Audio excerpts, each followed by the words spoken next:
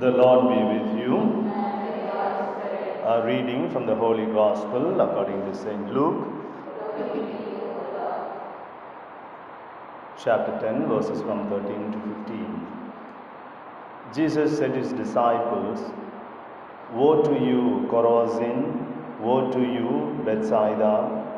For if the mighty works done in you had been done in Tyre and Sidon, they would have repented long ago, sitting in sackcloth and ashes. But it shall be more tolerable in the judgment for Tyre and Sidon than for you. And you, Capernaum, will you be exalted to heaven? You shall be brought down to Hades. He who hears you hears me, and he who rejects you rejects me. And he who rejoices, he who rejects me and rejects him who sent me." The Gospel of the Lord.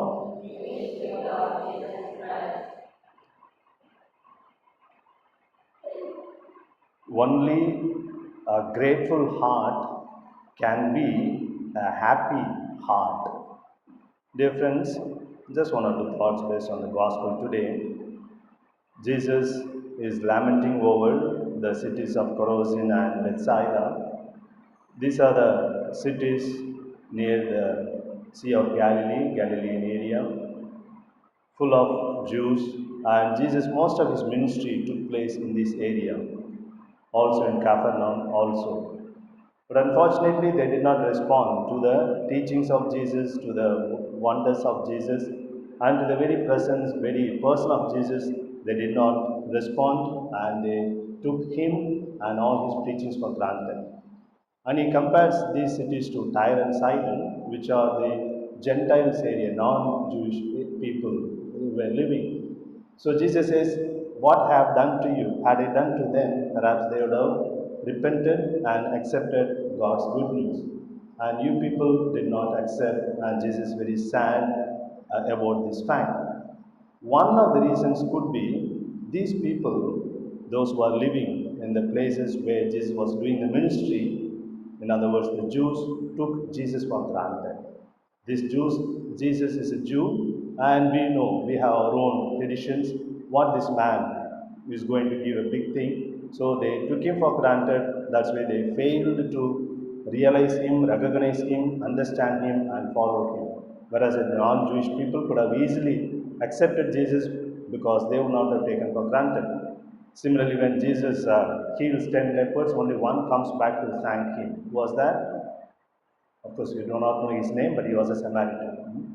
So Jesus is wondering why only the Samaritan comes. There also, probably the other 9 would have been Jews, and they must have thought, Jesus is a Jew, we are Jews, we have the right to demand the healing from him. Whereas a Samaritan, I am a Samaritan, in spite of that, Jesus healed me, so let me go and thank.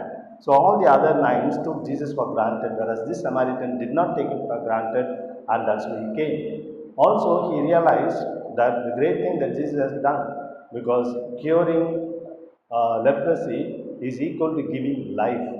We know those days leprosy was a very deadly disease, did not have any cure for that, and if anybody is found with a leprosy, they will be kept outside the village, no interaction with the people inside the village, and these people will not have any food properly, medicines properly. It is a slow death. Leprosy means a slow death. When the seriousness of the leprosy increases, then slowly they die. So the Samaritan realizes that when Jesus gives me the healing, actually he has given me life. So the more deeply he realizes what Jesus has done, the more grateful he is and happy he becomes. And when the Samaritan goes back, Jesus says, "Your faith has healed you." Earlier it was only a physical healing, now Jesus gives the total holistic healing. So the point is, unless we realize what God has done for us, good things, and also the people who have been created in the image and likeness of God are doing for us, we cannot be grateful to them. And unless we are grateful, we can never be happy in our lives, because there will be always a list of complaints, list of unfulfilled desires in our lives. We will not have any happiness in our lives, and we will not have any sense of satisfaction in our lives. And fortunately or unfortunately, we all want to be happy, isn't it? Is there anyone who doesn't want to be happy? Maybe when the homily is too long and too boring, it's okay. Otherwise, we all want to be happy. And one way, the way you smile looks like you acknowledge what I said. Good. So that's a message for me. Okay. Anyway, I'm not very happy that you are happy about it. So the point is, we all want to be happy in our lives, right? And one way to be happy is to realize the goodness of God and the others. And very many times we take it for granted. We take the goodness for granted. That's why they say we come to know what one does only when one does not do it. I repeat, we come to know what one does only when one does not do it. For instance, we come for Mass and every day the sacristan sisters keeps the wine and the host ready and we don't pay attention, we just go on. One fine day, just open it, there's no wine. Then we look, where's sister? So what the sacristan has been doing for days after days, we don't take it note of it. But only when she does not do it, we come to know that she has not done it. Similarly, the goodness of the other people. When people are good to us, in their words, in their actions, and attitudes, we just take it for granted. Same thing, unfortunately, we take with God also. We take the goodness of God also for granted. Oftentimes, we do not know the good things that God is doing in our lives. It is like once I was traveling in the train to Pune, I think. A little child, 6, 7 years old, and the child was asking her something, crying, things like that. And then she went to sleep by 7 o'clock at night. And the upper berth they had put because other passengers were sitting. And the parents constantly were looking at the child whether she is rolling down, because she was sleeping in the upper berth. And also it was quite winter season. They took a bed sheet and covered her and every time looked, and when she comes they said push her back, but the child was sleeping. And morning when she got up, she never knew all that the parents were doing when she was sleeping. In fact, when others went to bed, they put her down there in the lower berth. Morning she must have been wondered, how I came down. She did not know. So the parents were constantly watching when she was sleeping. They were covering her with woolen sheets to protect her from chillness. But all these things the child did not aware. The child must have thought, see how nicely I slept without rolling down. Same thing in our lives also.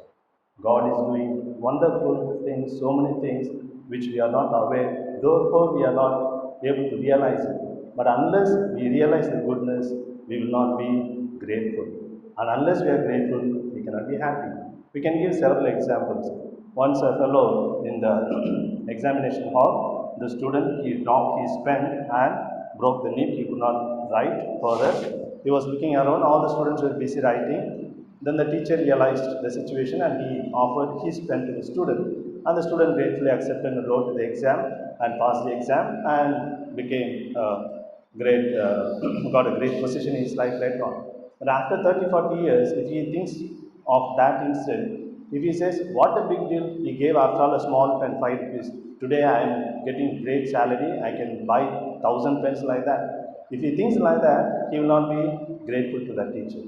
Only when he realizes, thank God he was there and he was ready to give that pen, though it was a small help, it's a great thing, it's a world for me. Only he realizes, he will be grateful. Only to the extent we are grateful, we can be ever happy in our lives.